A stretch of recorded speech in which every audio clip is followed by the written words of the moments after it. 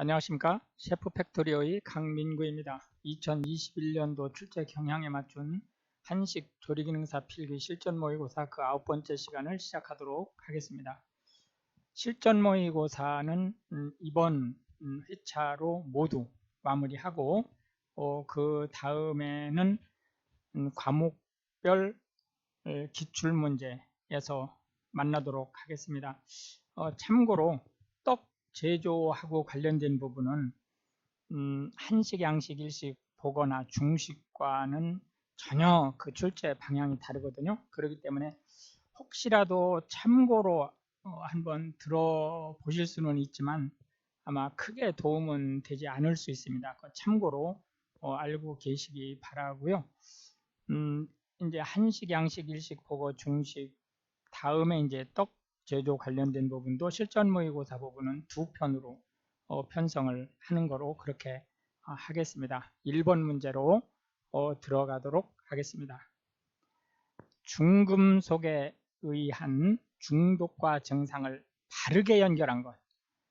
이 문제는 중금속에 의한 식중독에 관한 문제네요. 네, 납중독, 빈혈 등의 조혈장애를 일으킨다. 예, 맞는 말입니다. 그래서 1번 일단 답이 되겠습니다. 수은중독은 이 부분은 보행장애나 사지마비 이런 부분들을 일으키는 미나마타병의 원인입니다. 그래서 맨 마지막 지문하고 연결되는 거고요. 카드뮴 중독은 골연화증을 일으키는 이타이병하고 관련된 거다.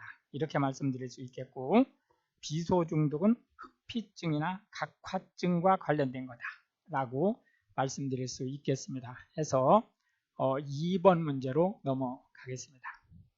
물의 자정작용에 해당되지 않는 것이 뭐냐? 여기서 자정작용이라는 게 뭐죠?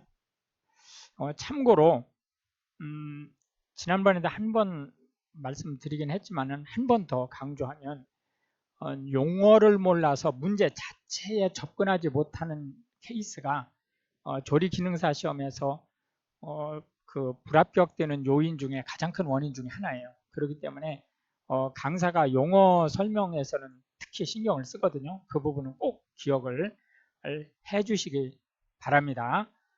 1. 희석작용. 예, 이건 맞는 말입니다. 예를 들어서 빗물이라든지 이런 것들이 이제 추가되면 외부에서 물이 흡수되면 독성이 약해지는 거죠. 희석돼가지고 침전작용 맞는 말이죠.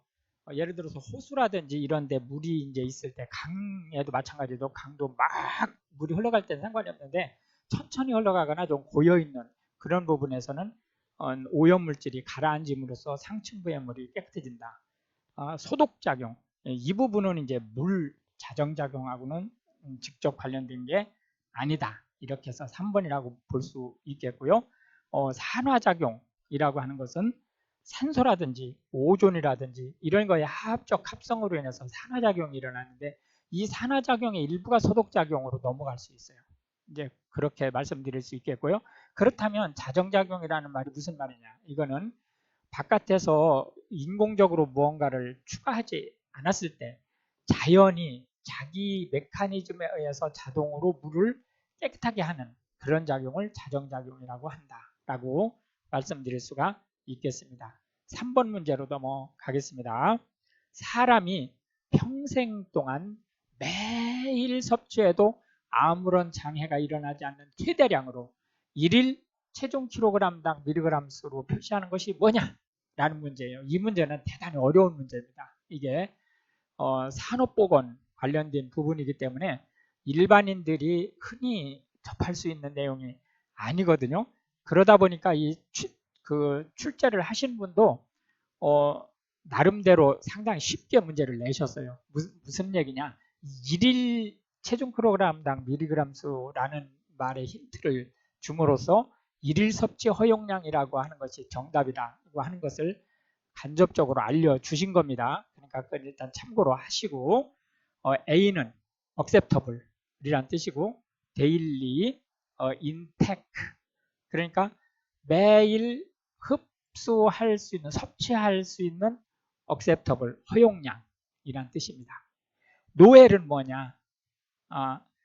no, 이게 n이 no자거든요. no, observed, effective level.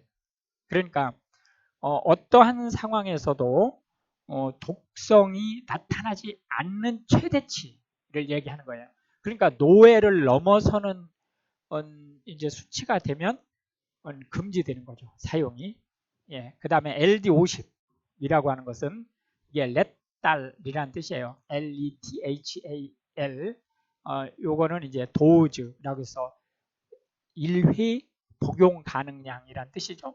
그러니까 LD50이라고 하는 것은 이만큼의 약을 투입했을 때 예를 들어서 세균이라고 하면 세균 중에 50%가 죽는다.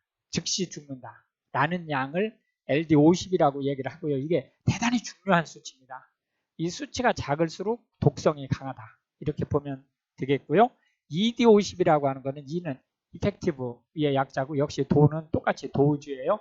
그러니까 만약에 100마리의 세균이 있다라고 할 때 50마리 세균한테 영향을 미칠 수 있는 유효량이라고 해서 ED라고 하는 거고 이것도 역시 마찬가지로 수치가 작을수록 독성이 강하다. 이렇게 이제 말씀드릴 수가 있겠습니다. 4번 문제로 넘어가겠습니다. 식품의 부패 과정에서 생성되는 불쾌한 냄새 물질과 거리가 먼 것, 식품과 관련된 거라고 했죠? 예, 암모니아, 예, 맞는 말이에요. 알칼리성 수용액인데 색깔은 없어요. 눈에 보이지 않습니다. 이게 이제 변이 부패하는 것 같은 그런 독한 냄새가 나는 거죠. 예, 포르말린은 이거는 메틸알코올은 약산성이에요. 메틸알코올 수용액인데 이것도 역시 색깔이 없거든요. 무색으로. 그러나 독한 냄새가 나요. 그렇지만은 식품이 썩는 냄새라든지 이런 냄새는 아니에요. 그런 냄새는 아니고 그냥 코를 자극하는 그런 형태의 냄새다라고 해서 답이 2번이 되겠습니다. 황화수소는 이것도 무색이에요. 근데 이건 가스입니다. 달걀 썩는 냄새가 황화수소에서 난다. 인돌은 이거는 헤테로고리 방향적 이것도 기체입니다. 이것도 무색이에요. 이 대변 냄새의 주성분이 인돌이에요. 그래서 5번 문제로 넘어가겠습니다. 에탄올 발효 시 생성되는 메탄올의 가장 심각한 중독 증상. 지금 코로나19 때문에 손소독제가 갑자기 엄청 늘었죠.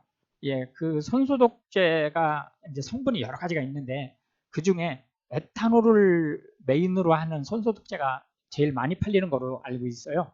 그런데 이 에탄올의 독성을 강화시키기 위해서 메탄올을 일부 섞을 수 있거든요. 그랬을 경우 이 메탄올은 호흡곤란이라든지 시력장애, 뇌신경장애, 사지 불안전, 마비 상태, 그리고 이제 최악의 경우에는 사망까지 이를 수 있어요. 그런데 여기에서 지금 나와 있는 것 중에서는 실명이 제일 심각한 후유증이다라고 말씀드릴 수가 있겠습니다. 6번 문제로 넘어가겠습니다. 세균 번식이 잘 되는 식품과 가장 거리가 먼 것을 물어봤어요. 온도가 적당한 식품, 당연히 세균이 번성하기가 좋죠. 수분 함유량이 많으면 역시 세균 번성하기가 대단히 좋은 조건이다. 영양분이 많은 식품 더더욱 좋은 식품이라고 얘기할 수 있고요. 산이 많다라고 하는 것은 이걸 많다라고 표현을 했지만 사실은 이게 강산이라는 뜻으로 지금 표현한 거예요. 그러니까 산성이 강한 식품 이런 뜻이죠. 강산은 살균 기능을 가지고 있어요. 우리 위액이 산도 약 pH 값 2 정도 되는 강산이잖아요. 그러니까 세균들이 들어갔다 하면 위에서 거의 다 죽는다라고 하는 것을 알 수가 있겠습니다. 계속해서 7번 문제로 넘어가겠습니다. 식품위생법상 조리사를 두어야 할 영업이 아닌 곳을 물어봤네요. 예, 아닌 곳. 우선 조리사를 반드시 두어야 할 곳. 크게 두 가지로 볼 수 있어요. 하나는 보거취급점. 보거취급점은 뭐 최고급 레스토랑에서 뭐 호텔에 있는 그 식당부터 시작해서 심지어 그 동네 골목에 있는 한두 평짜리 식당이라 할지라도 보거를 취급했다면 무조건 조리사를 두어야 됩니다. 그 다음에 두 번째로는 이제 집단 급식소가 있겠죠. 예, 그걸 염두에다 두고 문제를 풀어보시기 바랍니다. 지방자치단체가 운영하는 집단급식소. 예, 일단 이게 집단급식소니까 조리사를 두어야 되죠. 이 문제 같은 경우는 기가 막힌 문제예요. 왜 그러냐면 우리나라 사람들이 지방자치단체나 국가가 운영한다 이렇게 하면 이게 무슨 특혜를 받아서 집단급식소임에도 불구하고 조리사를 안 둬도 되는 것으로 착각하기가 쉬워요. 그렇기 때문에 이런 데에서 이제 덜커덕 답이라고 체크할 확률이 있다는 거죠. 그런데 속지 마시기 바랍니다. 2번 한식조리 판매업소. 한식조리 잘못됐어요. 문제가. 이거 보고로 바꿔주세요. 보고로. 보고. 예, 문제를 바꿔주시기 바랍니다. 보고로.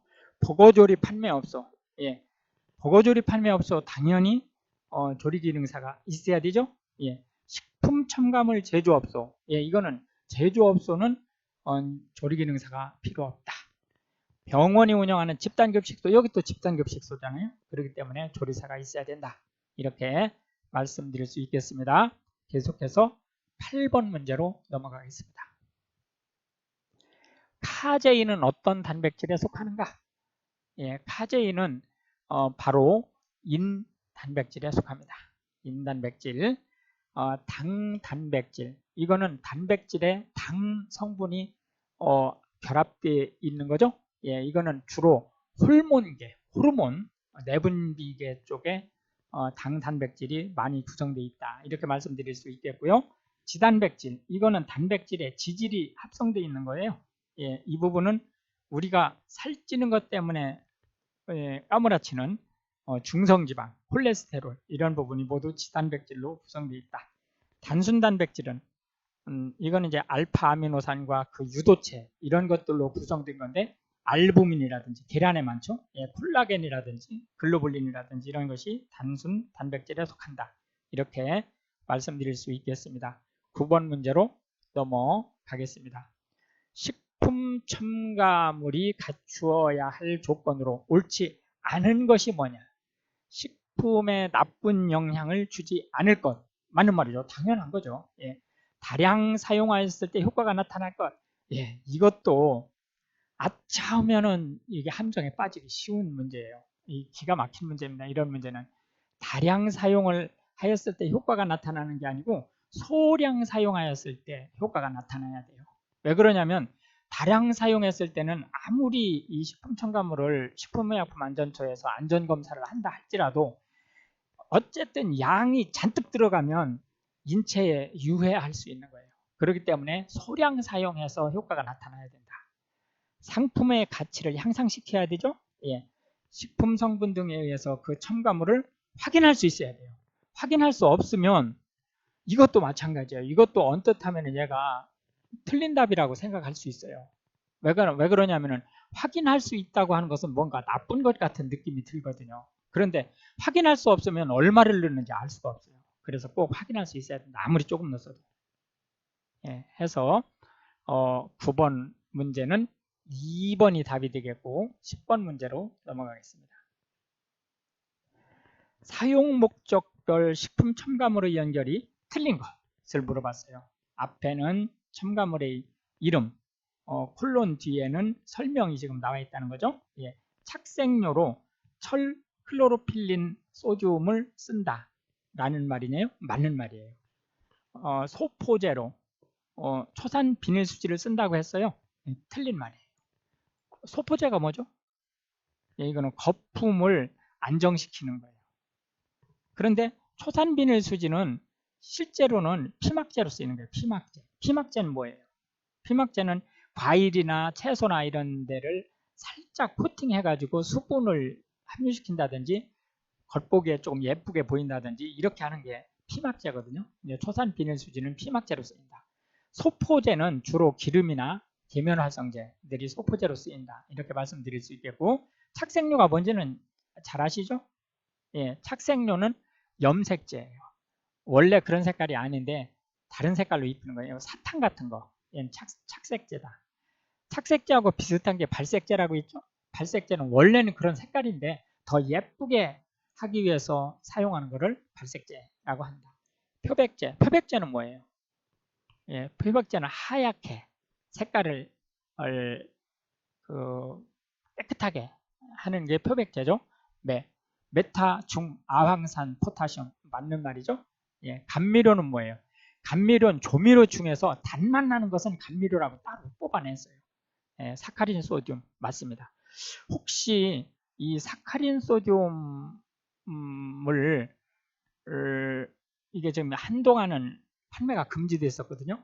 그렇기 때문에 걱정하시는 분이 혹시 계실지 몰라서 말씀을 드리는데, 사카린, 소듐은 안전한 겁니다. 특히 이제 당뇨병 환자라든지 이런 분들이 설탕보다는 사카린, 소듐이 훨씬 안전하다. 라는 얘기를 참고로 드리고 11번으로 넘어가겠습니다. 식품을 구성하는 성분 중 특수 성분인 것은 뭐냐? 예, 이 얘기는 무슨 얘기냐면, 식품을 구성하는 성분이 지금 현재 6가지가 있죠. 6가지. 그런데 그러니까 6가지 이외에는 없어요. 체내에는. 그런데 이제 그 중에 이 6가지 중에 포함되긴 하지만, 그러나 기능성으로 작동하는 것이 뭐냐라는 문제예요. 이 문제 자체가. 수분, 6대 영양소 들어가죠? 예, 효소. 얘가 답이 되는 거예요. 효소가 단백질로 만들어지니까 6대 영양소에 들어가긴 하지요. 그러나 얘는 단백질로 기능하는 게 아니고 효소라는 기능을 가지고 있기 때문에 얘가 특수성분으로 체크하면 된다. 섬유소는 탄수화물이죠. 예, 6대 영양소에 들어가는 거죠. 단백질 당연히 6대 영양소에 들어가죠. 예, 12번 문제로 넘어가겠습니다. 달걀 저장 중에 일어나는 변화로 옳은 것을 물어봤어요. 옳은 것. pH가 저하된다. 이게 그럴듯해요. 이게 그럴듯한데, pH가 저하되면 달걀은 신선한 겁니다. 그렇기 때문에 오래 놔두면 pH 값이 올라가는 거예요. 알칼리성으로 바뀌는 거예요. 그렇기 때문에 틀린 답이다. 중량이 감소한다. 맞는 말이죠. 중량이 감소해요. 난황계수가 증가한다. 아니에요. 난황계수는 짜부러들어요. 이렇게 계란을 깨서 접시에다 놓으면 이렇게 되죠. 이 높이가, 이게 노른자 높이잖아요. 이 높이가 계속 줄어들어요. 시간이 가면. 수양 난백이 감소한다. 아니에요. 수양 난백이 늘어납니다. 이 수양 난백이 늘어나요. 뭐가 감소하죠? 같은 난백 중에 농후 난백이 감소한다. 13번 문제로 넘어가겠습니다. 우리나라에서 사회보험에 해당되지 않는 것이 뭐냐? 예, 사회보험이라는 게 뭐예요? 사회보험은 국민의 안전을 보장하기 위해서, 그 삶의 질을 보장하기 위해서 국가에서 강제로 가입시키는 보험이에요. 그러니까 사회보험에는 내가 들고 싶다고 들고 말고 싶다고 말 수 있는 게 아니에요. 자격이 생기면 무조건 들어야 되고 자격 없으면 들 수가 없어요. 그게 사회보험이다. 이렇게 말씀드릴 수 있겠고, 사망보험. 이 사망보험이 뭐죠? 예, 사망보험, 기분 나쁘다고 우리나라에서는 이걸 사망보험이라고 안 하고 생명보험이라고 해요. 예, 이게 영리보험이죠. 예. 국민연금, 당연히 사회보험이죠. 고용보험, 사회보험이죠. 건강보험, 사회보험이죠. 사회보험이 5가지가 있는데 2가지가 뭘까요? 국민, 고용, 건강 이외에 산재보험 있죠. 회사 들어갔을 때 일하다가 다쳤을 경우 받는 보험이죠. 그 다음에 이제 지금 100세 세대가 되니까 노인 장기 요양보험이 생겼죠. 예, 해서 그 5가지가 우리나라에서 시행하고 있는 사회보험이다. 이렇게 말씀드릴 수 있겠고요. 14번 문제로 넘어가겠습니다. 식품 첨가물, 기구 또는 용기, 포장의 위생적 취급에 관한 기준을, 이 기준이라는 게 뭐죠? 이게 이제 식품위생법에서부터 시작해서 뭐 첨가물 공전이라든지 이런 것들을 다 얘기하는 거죠. 이 관리하는 부서가 어디냐라고 지금 물어본 거예요. 식품의약품 안전처다. 보건복지부라고 생각하면 안 됩니다. 보건복지부가 아니고 식품의약품안전처입니다. 15번 문제로 넘어가겠습니다. 즉석 판매 제조 가공업소 내에서 소비자에게 원하는 만큼 덜어서 직접 최종 소비자에게 판매하는 대상 식품이 아닌 것. 직접 최종 소비자에게 판매하는 대상 식품이 즉석 판매 제조 가공 식품이죠. 근데 그게 아닌 것을 지금 물어봤어요. 답은 어육제품입니다.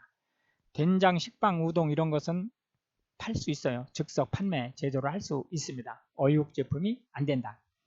이거는 강사가 지금 메모를 좀 해왔으니까요. 그냥 막 불러드릴 테니까 그냥 참고만 하세요. 이거에 뭐 외우거나 이럴 필요까지는 없어요. 그냥 들어두시는 정도로. 통조림, 병조림, 레토르트, 냉동식품, 어육제품, 어육제품 나왔죠? 예, 그 다음에 체중조절용 조제식품을 제외한 특수용도식품, 식초, 전분, 알 가공품, 육아공품이 뭐죠? 예, 우유 같은 거, 육아공품. 이런 부분들은 즉석 판매 제조 및 가공업소에서 소비자에게 직접 판매할 수 없는 제품이다. 이렇게 말씀드릴 수 있겠고요. 16번으로 넘어가겠습니다. 제가 초기 이 방송 업로드 할 때는 이걸 막 엄청나게 차근차근 이렇게 특히 중요한 거나 이제 잊어버리기 쉬운 거는 두세 번 이렇게 강조를 드렸었는데 지금은 이제 이 댓글에서 빨리 해달라고 하는 바람에 이제 빨리 하는 것도 물론 있지만 이 방송의 특성상 유튜브로 지금 올라가다 보니까 필요할 경우에는 우리 이제 시청자분들께서 언제든지 뒤로 돌아갈 수 있기 때문에 제가 두 번 강조하지 않고 그냥 넘어가거든요. 그러니까 필요할 때는 꼭 뒤로 돌려가지고 두세 번 충분히 이해하실 때까지 보시고 그래도 이해가 안 된다. 그럼 꼭 댓글을 남겨주세요. 그리고 어디에서나 제 이메일 계정을 보실 수 있기 때문에 이 밑에 나오죠. 예, ELGIFT KNOU라고 하는 대학에서 부여한 이메일 계정이란 뜻이죠. 그러니까 여기로 보내주시면 언제든지 제가 성의껏 답변을 해드리겠습니다. 세계 보건기구 감시 대상이면서 생물테러 감염병인 것을 물어봤어요. 예, 이것은 두 창이 답이 되겠습니다. 천연두라고 하는 거죠. 일단은 이 각각에 대한 소상한 얘기는 이건 따로 한번 얘기를 할 거예요. 이제 여기서는 우리나라 감염병 관리 및 예방과 관련된 법률에서 정하는 감염병의 종류만 그냥 잠깐 제가 메모해 온 게 좀 있으니까요. 불러드리고 넘어가겠습니다. 제1급 감염병, 제2급 감염병, 제3급 감염병, 제4급 감염병. 감염병이 4가지로 나눠져요. 옛날에는 그러니까 코로나19 이전에는 5가지로 나눠졌었어요. 근데 지금 4가지로 나눠진다. 옛날에는 1군에서 5군까지였었는데 지금 1급에서 4급까지로 나눠진다라고 말씀드릴 수 있겠고, 기생충 감염병, 세계보건기구 감시대상 감염병, 생물테러 감염병, 성매개 감염병, 인수공통감염. 인수공통감염병이라는 게 뭐죠? 예, 이는 사람이고 수는 짐승이란 뜻이에요. 예를 들어서 소하고 사람이 함께 걸릴 수 있는 거, 뭐 결핵이라든지 이런 거 있죠. 예, 의료 관련 감염병. 의료 관련 감염병은 뭐예요? 그거는 병원에 들락날락 하다가 병원에서 걸린 거예요. 예, 그런 종류의 감염병이 있다라고 말씀드리고 17번 문제로 넘어가겠습니다. 난황에 많은, 난황이 뭐예요? 계란 노른자죠. 복합지방질로서 유화제로 사용되는 것. 예, 이거는 긴 설명이 필요 없어요. 레시틴입니다. 레시틴은 천연 유화제로 가장 강력한 거예요. 글리세롤이라는 건 뭐죠?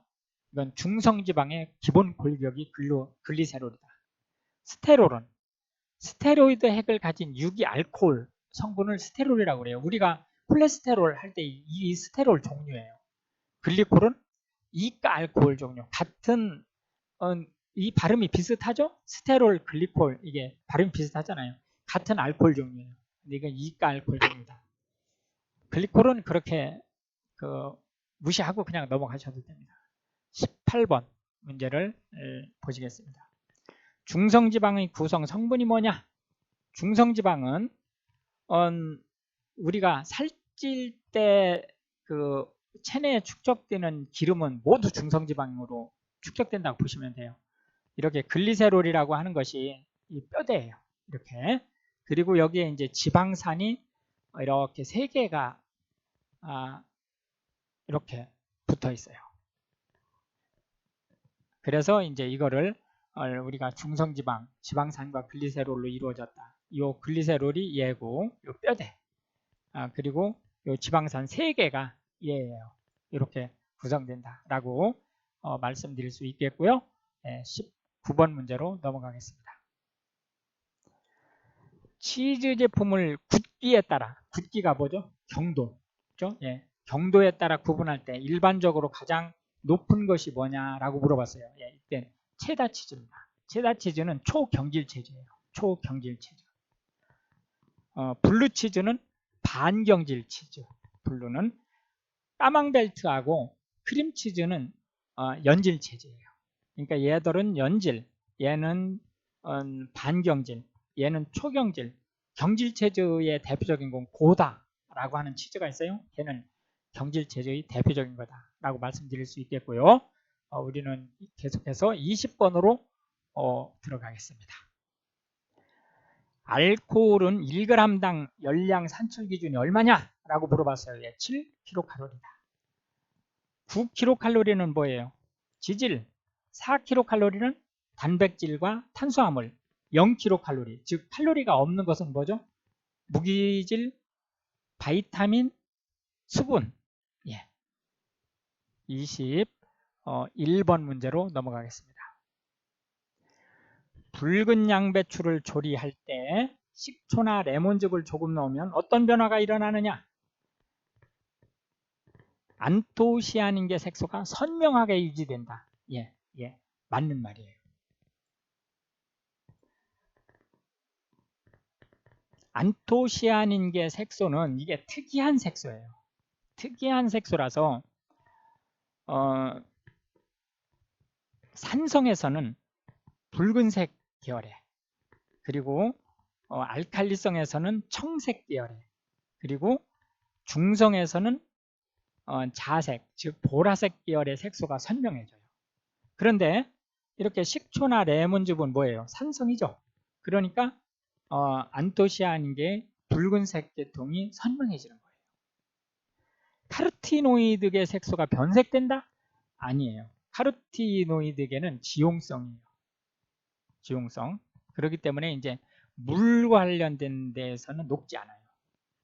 클로로필계 색소가 선명하게 유지된다. 이것도 마찬가지예요. 클로로필계 이게 그 엽록소죠. 지용성이기 때문에 물 관련된 데서는 녹지 않습니다. 플라보노이드계 색소, 얘는 수용성이 맞아요. 얘는 수용성이 맞는데 청색으로 되는 게 아니고 이 청색은 알칼리성에서 청색으로 되기 때문에 노란색 계통으로 바뀌는 거죠. 주황색으로. 그런데 이제 플라보노이드의 색깔에서 청색으로 변한다고 하니까 이게 식초나 레몬즙이 산성인데 이게 답이 안 된다. 틀린 얘기이기 때문에 22번으로 넘어가겠습니다. 달걀의 가스 저장을 실시하는 가장 중요한 이유가 뭐냐? 달걀의 가스 저장을 실시하는 이유는 심플해요. 뭐냐면은 산도가 높아지면, 즉 알칼리성으로 변하면 달걀이 신선도가 떨어지기 때문에 이산화탄소가 나가지 못하게 하려고 그러는 거예요. 그러니까 답은 2번이 되겠죠? 자, 다시 한번 설명을 드리면 알 껍질을 통해서 이산화탄소가 나가버리면, 이산화탄소는 이게 그 달걀 안에 액체에 녹아가지고 산성을 유지하는 거거든요. 근데 이산화탄소가 빠져나가버리니까 어떤 문제가 발생하냐? 알칼리성으로 변하죠. 달걀이. 그러면 신선도가 떨어지는 거예요. 23번으로 넘어가겠습니다. 두부의 응고제 중 간수의 주성분이 뭐냐? 예, 이거는 염화 마그네슘이 되겠습니다. MgCl2가 되겠고요. 이 염화 마그네슘 이외에 황산칼슘, 염화칼슘, 글루코노 델타락톤 등이 간수 대신 쓸 수 있다. 이렇게 말씀드릴 수 있겠습니다. 24번 문제로 넘어가겠습니다. 카르티노이드에 대한 설명으로 옳은 것을 물어봤어요. 클로로필과 공존하는 경우가 많다. 맞는 말이에요. 예, 이 클로로필이라는 것이 엽록소거든요. 그런데 이제 카르티노이드가 그 식물 쪽에 있을 때, 식물 쪽에 있을 때 얘기하는 겁니다. 동물 쪽에 있을 때는 이 얘기가 안 맞는 말이에요. 식물 쪽에 있을 때 식물은 주로 광합성을 하기 때문에 광합성을 하는 식물에 많다는 얘기도 카르티노이드가 그렇기 때문에 클로로필과 공존하는 경우가 많다. 이렇게 말씀드릴 수 있겠고, 산화효소에 의해 쉽게 산화되지 않는다가 아니에요. 얘는 지용성이기 때문에, 카르티노이드는 지용성이기 때문에 그 지질이 산패가 쉽잖아요. 그러니까 지용성인 카르티노이드 색소는 산화효소에서 산화가 잘 된다. 자위선에 대해서 안정치 않다 이거죠. 왜 그러냐면 얘가 항산화 작용을 하거든요. 자위선이 와서 인체에 어떤 나쁜 영향을 끼칠 때 얘가 항산화 작용을 하기 때문에 바로 변질된다. 물에 쉽게 용해되지 않죠. 지용성이니까. 25번 문제로 넘어가겠습니다. 식품과 대표적인 맛성분 유기산을 연결한 것 중에 틀린 것이 뭐냐라고 물어봤어요. 포도, 주석산 맞는 말이에요. 감귤, 구연산 맞는 말이에요. 사과, 사과산 이거 뭐 이름 자체가 사과산이잖아요. 맞는 말이에요. 요구르트는 호박산이 아니고 얘는 젖산이에요. 젖산. 우유가 소젖이잖아요. 그러니까 젖산. 호박산은 주로 어디에 있어요? 조개나 사과나 청주나 간장이나 이런 데 들어있다. 이렇게 말씀드릴 수 있겠고 26번으로 넘어가겠습니다. 대표적인 콩 단백질인 글로불린이 가장 많이 함유하고 있는 성분. 글로불린 하면 글리시닌이에요. 콩, 대두에서 두부 만들 때 작동하는 것들이죠. 알부민은 주로 어디에 있죠? 달걀 흰자에. 글루텐은 이건 뭐 밀에 있는 거예요. 밀. 빵 만들 때 글루텐이니까 제인 옥수수에 있습니다. 27번 문제로 넘어가겠습니다. 클로로필에 관한 설명으로 틀린 것을 물어봤어요. 클로로필은 뭐라고 그랬죠? 엽록소죠. 엽록소. 식물 잎에 있는 엽록소. 포르피린 고리에 구리가 결합되어 있다. 이 틀린 말이에요. 구리가 결합된 게 아니고 마그네슘이 결합되어 있어요. 그러니까 답이 1번이 되겠죠. 김치의 녹색이 갈변하는 것은 발효 중 생성되는 젖산 때문이다. 맞는 말이에요. 산성식품과 같이 끓이면 갈색이 된다. 맞는 말이죠. 알칼리 용액에서는 청록색을 유지하는 게 맞는 말입니다. 28번으로 넘어가겠습니다. 강화식품에 대한 설명으로 틀린 것을 물어봤어요. 이 강화식품 하면 영양강화식품을 얘기하는 거예요. 특별히 다른 얘기가 없을 때는 식품에 원래 적게 들어있는 영양소를 보충한다. 맞는 말이죠. 예를 들어서 쌀에 제일 중요한 라이신이 부족하거든요. 그러니까 쌀에 이제 그 아미노산 라이신 성분을 추가한 쌀이 기능성 쌀로 나올 수 있다. 식품의 가공 중 손실되기 쉬운 영양소를 보충한다. 맞는 말이에요. 예를 들어서 칼슘 우유 뭐 이런 거 있죠.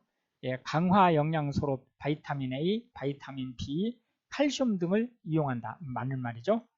특히 이 바이타민 A하고 바이타민 C, 그 다음에 이제 칼슘 이쪽은 그리고 이제 B 중에서 B2 쪽 이런 쪽은 한국인한테 특히 부족함이 많은 거예요.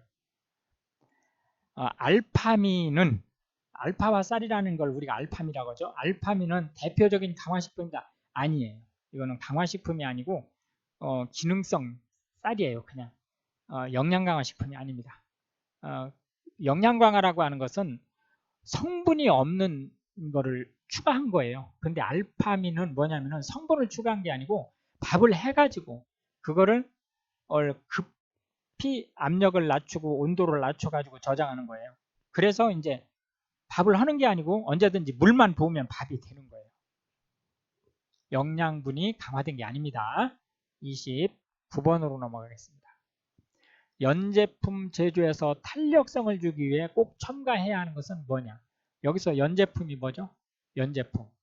이게 어묵 제품으로 보시면 돼요. 예, 소금이죠. 네. 이거는 뭐 많은 설명을 필요 안 드려도 될 것 같아요. 30번으로 바로 넘어가겠습니다. 검정 콩밥을 섭취하면 쌀밥을 먹었을 때보다 쌀에서 부족한 어떤 영양소를 보충할 수 있는가? 검정 콩뿐만이 아니에요. 대두도 마찬가지입니다. 아미노산 중에서 라이신을 대폭 강화시킬 수 있다. 라이신이 뭐죠? 단백질이죠. 예. 그러니까 1번이 되겠습니다. 31번으로 넘어가겠습니다. 마요네즈가 분리되는 경우가 아닌 것을 물어봤어요. 마요네즈가 분리되는 경우가 아닌 것이죠. 마요네즈가 그럼 언제 분리되느냐? 기름이 너무 많거나 온도가 너무 떨어졌거나 이제 그럴 때 주로 이제 분리가 일어난다. 그리고 이제 건조해져 가지고 이제 갈라져야 되는 상황이 벌어졌다든지 이럴 때에도 이제 분리될 수가 있는데요. 그러나 이제 주 원인들은 다 기름이 많거나 너무 차가운데 보관했을 때라고 보시면 돼요. 1번 기름의 양이 너무 많다. 분리된다고 했죠? 예, 이거는 맞는 거예요. 그 다음에 기름을 첨가하고 천천히 저어주었을 때 이때 마찬가지로 분리되는 경우가 해당된다. 분리되는 경우에 해당되는 거죠. 기름의 온도가 너무 낮을 때 냉장 상태처럼 너무 낮을 때도 역시 마찬가지로 분리될 수 있다. 신선한 마요네즈를 조금 첨가했을 때 이게 틀린 거죠. 이렇게 마요네즈가 지금 유화 상태가 깨진 거죠. 분리된다는 얘기는 기름하고 물이 분리된다는 건 유화 상태가 깨진 건데 그거를 해소하는 방법에 가장 좋은 방법이 달걀 노른자를 추가해서 서서히 저어주거나 정상 마요네즈를 일부 추가해서 천천히 저어주는 거예요. 그렇기 때문에 4번은 오히려 분리된 마요네즈를 고치는 수정하는 기능을 갖는다 라고 말씀드릴 수 있겠고 32번으로 넘어가겠습니다. 식단을 작성할 때 구비해야 하는 자료로 가장 거리가 먼 것을 물어봤어요. 계절식품표 당연히 있어야죠. 그래야 제철 식품을 먹을 수 있죠. 빗자루, 기기위생점검표 이거는 위생 관련된 거지 식단하고는 관계없다. 대치식품표 대신해서 무슨 식품을 넣을 수 있느냐 그걸 지금 물어보는 거죠. 예를 들자면 쌀 대신에 일부 뭐 한 5%나 10%를 쌀을 빼고 뭐 조나 수수나 뭐 보리나 이런 걸 넣는다든지 이런 것들이죠. 이거는 우리가 식품 교환표라고 하는 것을 만들어서 보급을 하고 있어요. 만약에 이제 그냥 조리만 하실 땐 상관이 없는데 식단을 만들어야 된다든지 할 때는 그 교환표, 식품 교환표를 꼭 알고 계셔야 됩니다.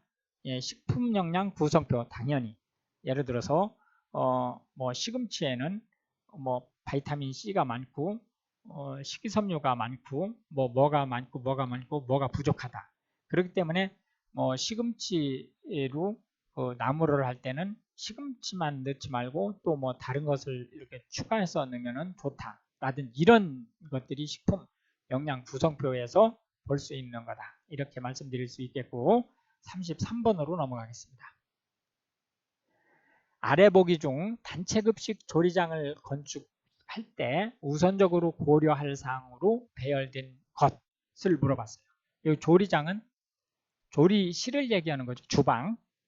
예. 당연히 위생이 제일 중요하고 그 다음에 업무 능률 그리고 이제 경제성이 맨 마지막에 고려돼야 된다라고 해서 3번이 답이 되겠습니다. 뭐 긴 설명 필요 없이 34번으로 넘어가겠습니다. 시설 위생을 위한 사항으로 적합하지 않은 것을 물어봤어요. 시설 위생. 위생이 개인 위생도 있고 이런 위생 여러 가지가 있죠. 그 중에 시설 위생을 지금 물어보는 거예요. 주방 냄비를 세척 후에 열 처리를 해둔다. 맞는 말이죠. 주방의 천정, 바닥, 벽면도 주기적으로 청소한다. 맞는 말이죠. 천정도 먼지가 있다거나 특히 주방에는 유증, 기름 증기 이가 이 천정이라든지 이런 데 달라붙으면은 다른 먼지를 또 흡착해가지고 굳혀버리죠. 나무도마는 사용 후 깨끗이 하고 일광소독을 할 수 있으면 한다. 다 맞는 말이죠. 예, 딥프라이어, 이게 튀김기를 얘기하는 거죠. 이 경우 기름은 매주 뽑아내어 걸러 찌꺼기가 남아있는 일이 없도록 한다. 그럴듯한 말이에요. 문제 기가 막히게 냈네요. 예, 그럴듯하잖아요. 매주 뽑아내야 된다니까. 예, 그러나 틀린 말이다. 예, 답이 되겠습니다. 왜 그러죠? 왜 틀린 말이죠, 이게?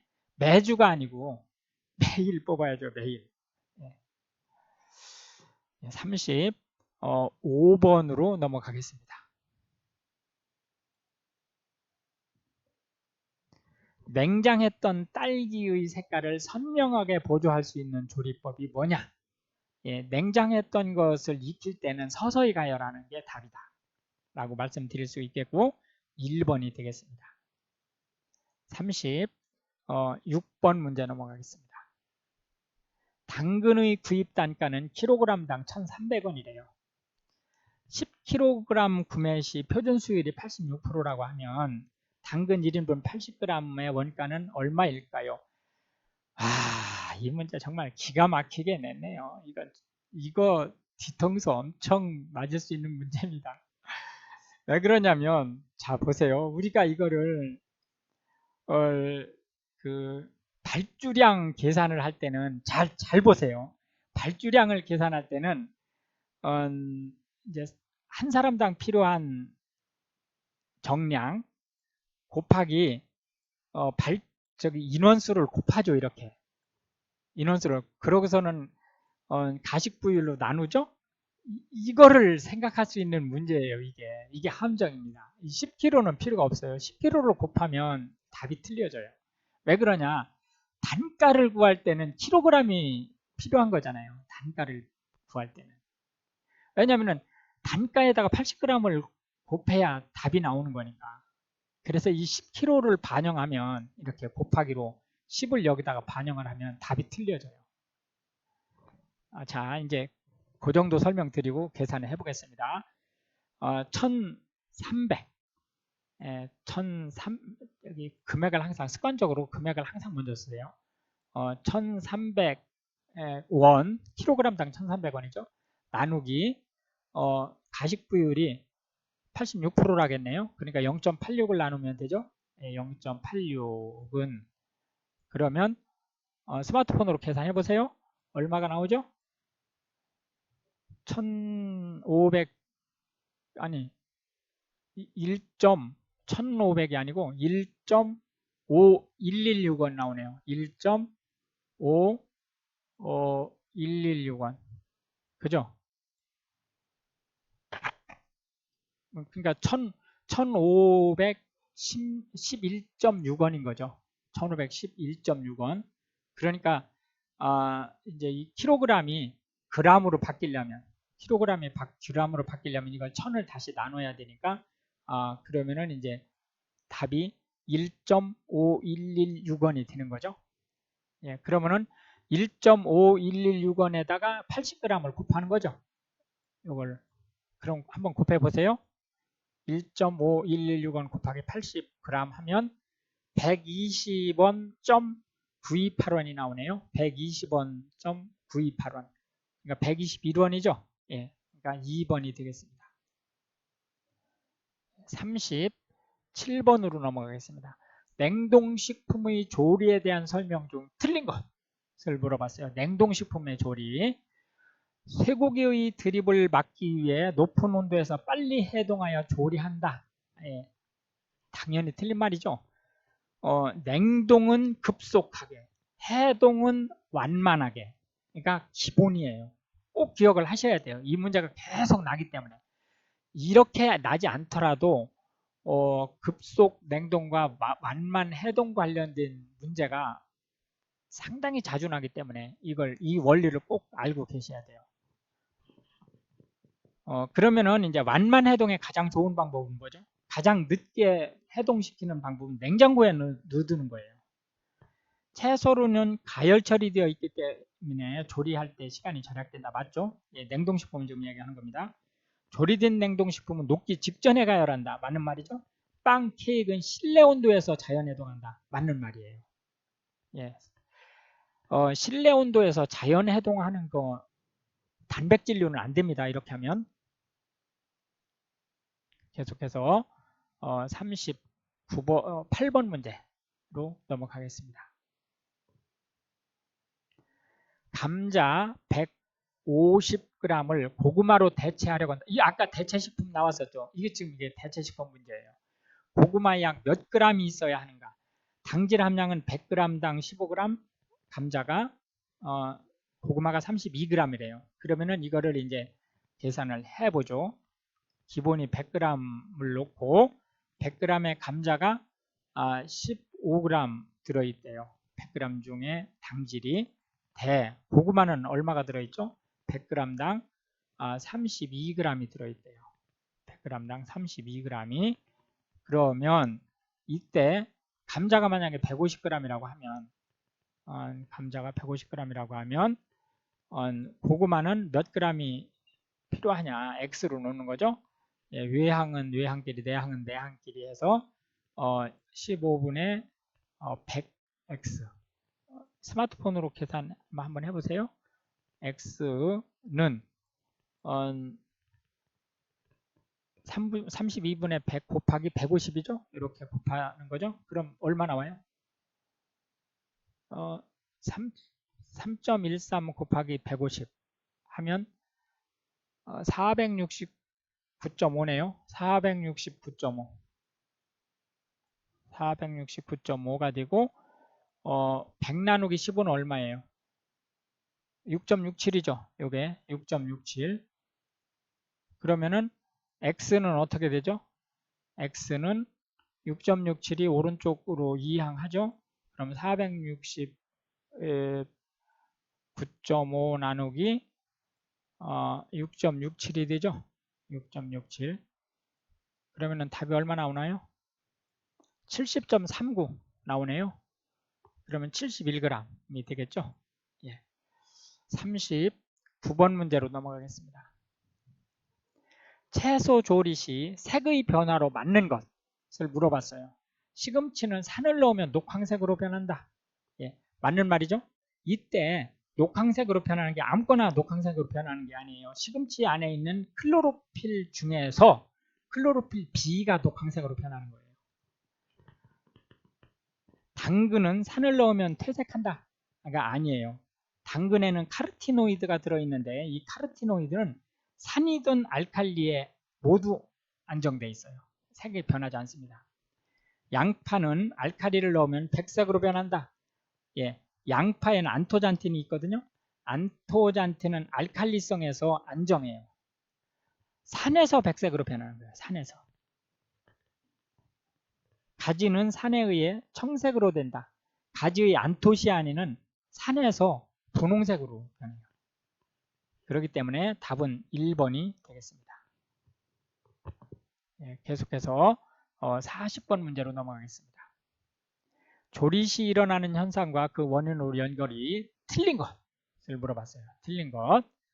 장조림 고기가 단단하고 잘 뜯어지지 않는 것은 물에서 먼저 삶은 후 양념간장을 넣어 약한 불로 서서히 졸였기 때문이다. 예, 틀린 말이죠. 틀린 말. 왜 그러냐면 이 물에서 먼저 삶은 후에 양념간장을 넣고 약한 불로 서서히 졸이는 게 답이에요. 이게 원래 맞는 말이에요. 그런데 이렇게 원인이 된다고 하니까 틀린 말이죠. 장조림 고기가 단단하고 잘 찢어지지 않는 이유는 설탕이나 간장을 넣고 끓였을 때예요. 오히려.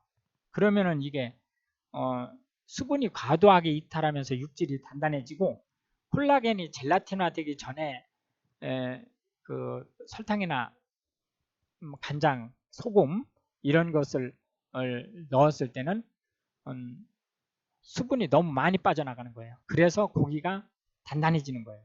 그러니까 거꾸로 지금 설명한 거니까 틀린 답이다.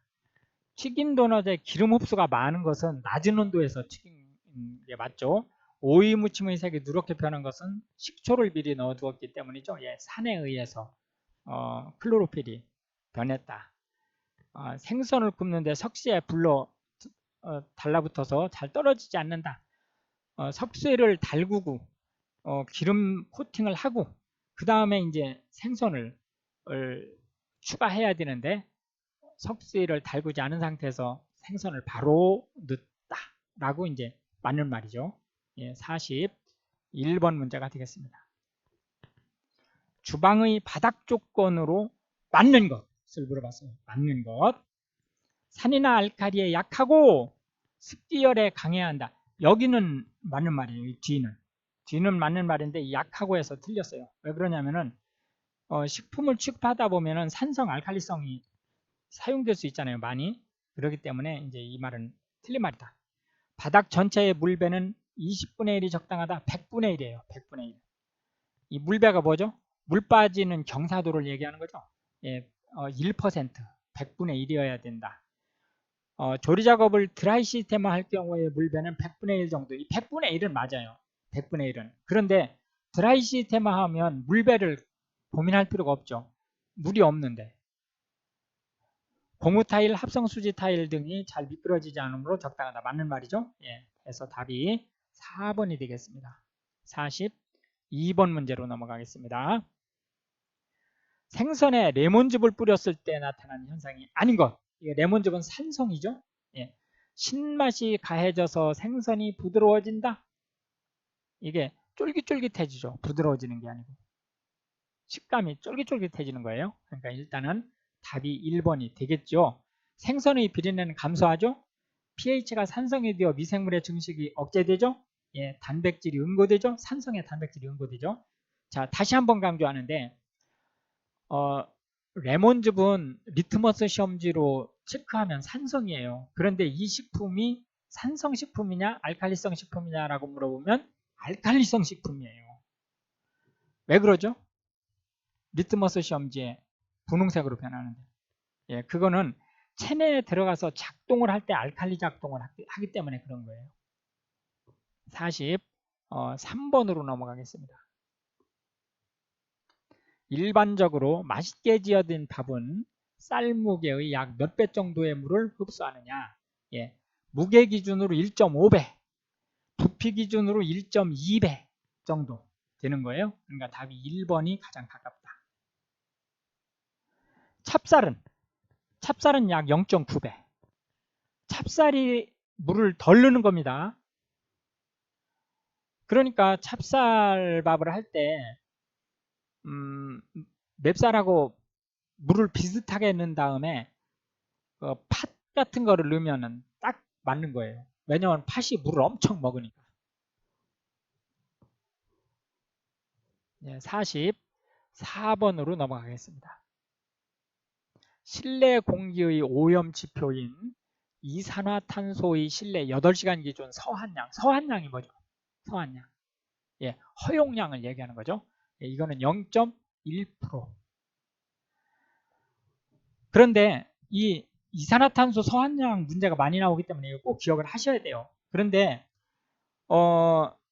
이게 어려운 문제, 뭐 예를 들어서 뭐 보건교육사라든지 이런 시험에서는 이게 ppm으로 날 때가 있어요. 0.1%로 퍼센트로 나지 않고 그때는 1000ppm이에요. 0.1%는 1000ppm하고 같은 말이에요. 45번으로 넘어가겠습니다. 뜨거워진 공기를 팬으로 강제 대류시켜 균일하게 열이 순환됨으로 대류라는 거를 열이 순환되는 걸 대류라고 합니다. 조리 시간이 짧고 대량 조리에 적당하나 식품 표면이 건조해지기 쉬운 조리기계가 뭐냐? 라고 물어봤어요. 이거는 컨벡션 오븐입니다. 그릴링 튀김팬이 뭐죠? 그릴링 튀김팬은 이거는 건열 조리법이죠. 그런데 그 석쇠 같은 것이 오븐 안에 있는 거예요. 그러니까 튀김을 그 뜨거운 공기로 하는 거죠. 프라이어, 튀김기는 기름 안에 통째로 지금 넣는 거죠. 튀겨야 될 내용을. 그러니까 뭐 팬으로 강제 대류 이런 게 아니죠. 강제 대류시키고 이런다는 얘기는 주로 공기하고 관련된 부분이니까요. 증기 소순 이거는 역시 대류를 이용한 거니까 대류를 이용한 거지만 이것도 그 물을 사용한 거죠. 그러니까 46번으로 넘어가겠습니다. 김치 저장 중 김치 조직의 연부현상이 뭐죠? 연부현상 예를 들어서 무라든지 배추라든지 이게 물른 거예요. 물컹물컹하게. 는 이유에 대한 설명으로 가장 거리가 먼 것을 물어봤어요. 연부현상은 어이니아라고 하는 세균이 작동을 하는 거예요. 이 어이니아가 가장 좋아하는 거는 뭐냐면은 국물 바깥으로 김치가 나왔을 때 그거를 아주 좋아해요. 그럼 어이니아가 이제 생기면 김치 국물 그 윗부분 그 계면 부분에 공기하고 물이 맞닿는 그 부분에 하얀 꼭 크림 같은 그런 것들이 막 껴있죠. 조직을 구성하고 있는 팩틴질이 분해되기 때문이다. 맞는 말이죠. 미생물이 팩틴 분해 요소를 생성하기 때문이다. 1번하고 같은 말이죠. 용기에 꾹 눌러 담지 않아 내부에 공기가 존재하여 호기성 미생물이 성장하기 때문이다. 맞는 말이죠. 김치가 국물에 잠겨 수분을 흡수하기 때문이 아니죠. 국물에 잠겨 있으면 어이니아가 살지 못해요. 47번 문제로 넘어가겠습니다. 기름 성분이 하수구로 들어가는 것을 방지하기 위해 가장 바람직한 하수관의 형태가 뭐냐? 이거는 조금 어려운 문제예요. 조금 어려운 문제인데 어쨌든 조금 소상하게 설명을 드리겠습니다. 그리스 트랩이에요. 그리스 트랩이라고 하는 것은 그냥 강사가 뭐 비수 솜씨가 별로 안 좋으니까 그냥 이해하세요. 이렇게 이제 하수조를 이렇게 만들어요. 이후에 이렇게 싱크가 있어요. 여기 싱크가 있는데 여기에 싱크 하수구가 이렇게 있다고 쳐요. 그러면 하수구에서 여기로 물이 이렇게 공급이 돼요. 그러면 여기 물에 1차 그 망우 이 윗부분에 기름이 이렇게 뜨죠. 그리고 밑에 부분에 이제 물들이 이렇게 보이죠. 그럼 얘가 이제 여기로 이렇게 넘어가요. 이쪽으로 이렇게 넘어가면 이쪽에 이제 이렇게 하수구로 바깥으로 배출되는 물이 배출되는 부분이 있고 이 기름이 이 위로 이제 걸러낼 수 있게 돼 있어요. 그러면 그러고서도 이제 안 걸러진 기름이 여기에 조금 이렇게 남죠. 그러면은 여기로 이렇게 넘어온 물이 여기로 해서 바깥으로 이렇게 흘러가게 이렇게 돼 있어요. 그래서 이제 여기서 기름을 1차 걸러내고 여기서 2차 걸러내게 이렇게 돼 있습니다. 요게 이제 그리스 트랩이에요. S 트랩, P 트랩 또 U 트랩이라는 것도 있어요. 요거는 냄새 역류 방지용이에요. 그리고 이제 드럼이라는 게 있는데 이 드럼은 찌꺼기가 많을 때 이거하고 비슷해요. 이거하고 비슷한데 이렇게 이제 오물통이 이렇게 있어요. 위에 이렇게 싱크대가 있다고 했죠. 그런데 얘는 어떻게 되어 있느냐면 물이 이렇게 있고 밑에 찌꺼기가 이렇게 가라앉을 수 있게 되어 있어요. 여기서 이제 이렇게 그 관으로 큰 관으로 이렇게 나와가지고 그래서 이제 물이 여기서 이렇게 흘러나가요. 물이 얘는 기름 이런 건 신경 쓸 거 없어요. 위에 떠 있는 물만 나가면 되는데 밑에 이제 이 찌꺼기를 쉽게 청소할 수 있게 되어 있는 게 드럼이에요. 드럼. 48번으로 넘어가겠습니다. 성인 여자의 일일 필요량을 2000kcal라고 가정할 때 이 중 15%를 단백질로 섭취할 경우 동물성 단백질 섭취량이 얼마냐라고 물어봤어요. 일단 2000kcal라고 보고 2000 이렇게 이제 답을 써놓고요. 그 다음에 이 중에 15%를 단백질로 섭취를 한대요. 그럼 0.15가 되죠. 그러면은 2000 곱하기 0.15 계산 한번 해보세요. 예, 300이 되네요. 300. 그죠? 예, 300. 근데 그 중에 3분의 1만 동물성으로 취한대요. 그러니까 이걸 나누기 3을 하면 되죠. 곱하기 3분의 1이니까. 곱하기 3분의 1은 나누기 3하고 같은 거죠. 예, 그러면 답이 100이 된다. 그죠? 예, 100이 되죠. 그러면은 이 100을 단백질이라고 했죠. 단백질. 이 단백질은 킬로그램당 얼마의 열량을 내죠? 4kcal 칼로리를 내죠. 그러니까 100kcal 나누기 4 하면 g이 되죠. 몇 g이 되나요? 25g이 되겠습니다. 해서 답이 1번이다. 100이라고 하면 안 됩니다.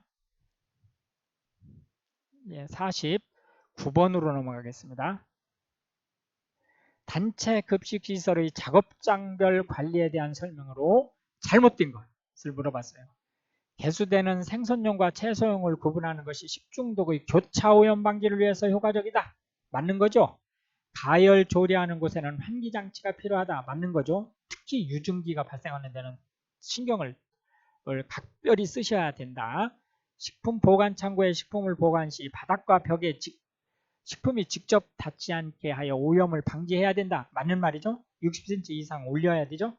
예, 자외선 등은 모든 기구와 식품 내부의 완전 살균에 매우 효과적이다. 말도 안 되는 소리죠. 자외선은 투과력이 전혀 없어요. 전혀.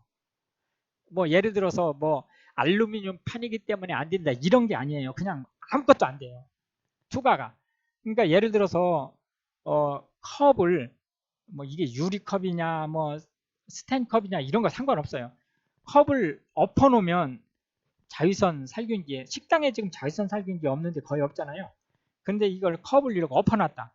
그러면은 소독이 하나도 안 되는 거예요. 그러니까 컵을 반드시 닫혀놔야 되고 겹쳐놓으면 안 돼요. 컵을 무조건 다 일렬로 놔야 돼요. 50번 문제로 넘어가겠습니다.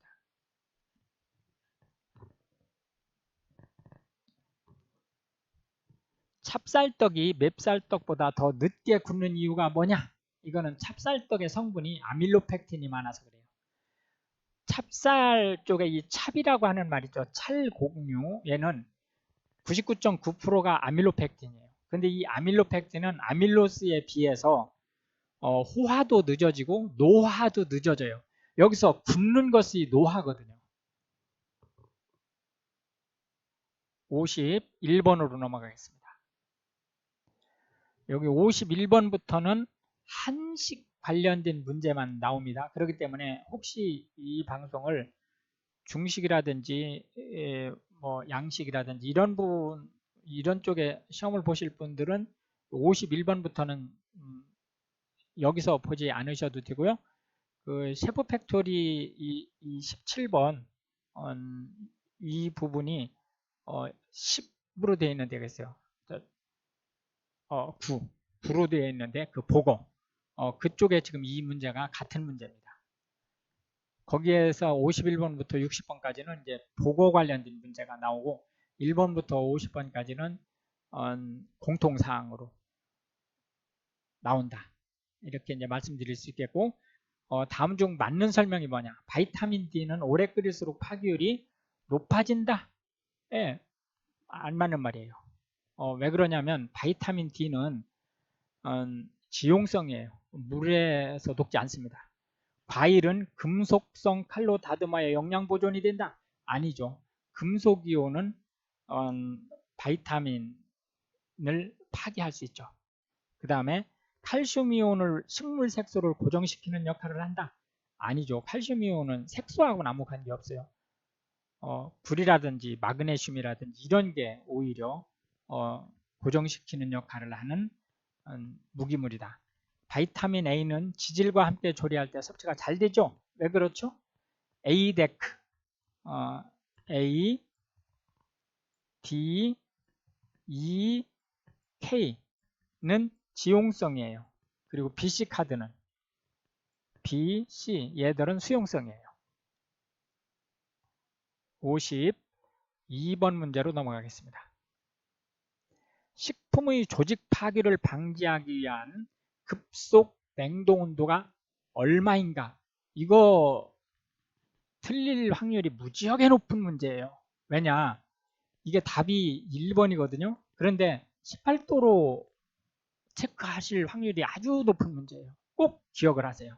급속 냉동은 40도 이하로 냉동시키는 거예요. 그런데 통상 우리가 중장기 보관을 할 때 18도 이하면 되잖아요. 냉동이. 그렇기 때문에 여기 함정이 있는 문제니까 꼭 기억을 해주세요. 53번 문제 넘어가겠습니다. 진안주로 찜, 신설로, 찌개 등을 차리는 전통상이 뭐냐? 라고 물어봤어요. 진안주가 뭐예요? 진안주가. 진안주. 네, 이 안주는 우리 전통 지금 상을 얘기하는 거죠. 안주가 두 가지가 있어요. 하나는 진안주가 있고 하나는 마른 안주가 있어요. 그러니까 진안주가 무슨 안주인지 이해되시죠? 예, 거기에 찜이나 신설로나 찌개 등을 차리는 전통상은 이게 이 주연상이 아니에요. 이게 무슨 뭐 여우주연상인가요? 예, 주안상이에요. 주안상. 이렇게 쓰는 분들이 있어요. 그러니까 지금 이렇게 문제 지문을 이렇게 썼는데 이게 주안상입니다. 54번 문제로 가겠습니다. 단체급 식소에서 전이나 부침을 사용할 때 가장 많이 사용하는 기구. 이것도 참 어려운 문제가 나네요. 여기서 가장이라는 말 때문에 할 말이 없습니다만은 조금 말썽이 있을 수 있는 문제예요. 살라만다는 뭐죠? 이건 그릴형으로 된 구익이죠. 그리들은 두껍고 테두리가 없는 철판, 조금 무쇠철판 같이 생긴 건데 요새는 스텐으로 만들어요. 이게 답이 되죠? 만능조리기는 주로 쿠커형 조리기예요. 그러니까 이거하고는 아무 상관없어요. 그러니까 살라만다나 만능조리기는 아무 상관없는 거예요. 문제는 이 번철이에요. 번철. 번철이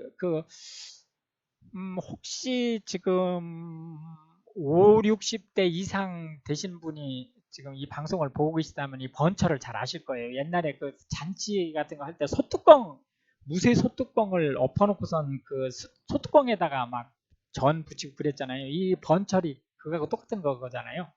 그러니까 사실은 부침 사용할 때 이 번철을 쓸 수 있는 거예요. 원래. 그런데 실제 단체급 식소에서는 번철이 조그마니까 크기가 그리들이라고 하는 큰 거를 쓴다라고 말씀드릴 수 있겠습니다. 그래서 요거는 아차 하면은 번철에다가 답을 할 수 있는 아주 어려운 문제예요. 55번으로 넘어가겠습니다. 정월 대보름의 절식이 아닌 것. 절식이 뭐죠? 예, 24절기. 24절기의 그 절기가 아닙니다. 그죠? 예, 그 절기가 아니고 명절을 얘기하는 거죠. 명절. 예, 명절 음식이 아닌 것을 지금 물어봤어요. 이거 월이네요. 정월 대보름. 복삼, 약식, 오곡밥은 맞는 말이죠. 이 문제는 답을 맞추라고 한 거네요. 떡국은 설날이잖아요. 설날. 예, 저기 거저 점수 주려고 서비스로 준 문제네요. 자, 56번. 밥 짓기 과정으로 가장 옳은 것을 물어봤어요. 옳은 것. 쌀은 80도 내에서 호화된다? 이거 아니죠. 쌀은 이제 주로 60 내지 70도에서 호화가 된다. 묵은 쌀은 햅쌀보다 물을 적게 부으면 못 먹죠. 예, 햅쌀이 아직 덜 건조된 건 아니고 묵은 쌀보다 덜 건조된 거죠. 묵은 쌀보다. 그렇기 때문에 이제 햅쌀에 물을 적게 부어야죠. 쌀은 1시간 이상 불려서 밥을 짓는다. 맞는 말이에요. 급할 때는 20분 이상만 불리면 돼요. 20분 이상만. 그런데 여름 기준으로 냉수에 2시간을 불리는 게 가장 좋은 방법이에요. 온수에 30분. 그러나 이제 급할 때는 20분 이상만 불리면 된다. 찹쌀은 무게의 2배가 아니고 0.9배예요. 찹쌀이 물을 덜 먹습니다. 57번 문제로 넘어가겠습니다. 다음 중 틀린 설명이 뭐냐라고 물어봤네요. 틀린 설명이에요. 수세한 쌀을 30분 내로 불린다. 맞는 말이에요. 예, 요 실제 요 바로 앞에서도 지금 얘기가 나왔었지만은 가장 좋은 거는 여름을 기준으로 냉수에서 2시간 잡는 게 좋은 거고 온수에서 30분을 잡는 게 좋은 건데요. 통상 우리가 20분 이상 불리는 거로 얘기를 하기 때문에 이걸 일단은 맞는 거로 보세요. 그 참고하고 계십시오. 햅쌀은 묵은 쌀보다 물을 덜 잡죠? 더 잡는 게 아니고 이게 틀린 거죠. 쌀을 너무 세게 문지르면 수용성 바이타민의 손실이 심하죠. 0.03%의 정도의 소금을 넣으면 좋다. 통상 안 넣지만 넣으면 좋다. 58번으로 넘어가겠습니다. 불림의 효과와 가장 거리가 먼 것을 물어봤어요. 식품의 쓴맛을 제거한다. 맞는 말이죠. 예를 들어서 이제 쓴바구라든지 이런 것들을 이제 물에 한참 담궈 놓으면 쓴맛이 많이 제거되죠. 건조 식품을 팽윤시켜 용적이 늘어나죠. 예. 뭐 저기 나물 같은 것도 마찬가지고 또 북어 같은 것도 물에 살짝 그 북어는 담궈 놓는 게 아니에요. 물에 살짝 적셨다가 이제 꺼내면 부드러워지죠.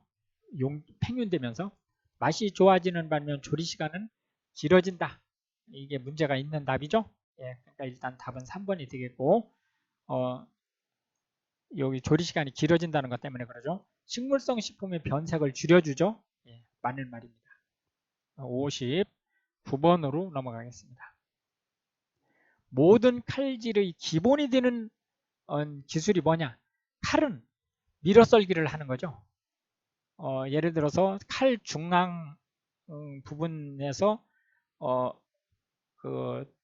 예를 들어서 무면 무에다 대고 밀어 썰면서 이제 손잡이 있는 부분까지 쭉 들어가게 하는 형태가 밀어 썰기다.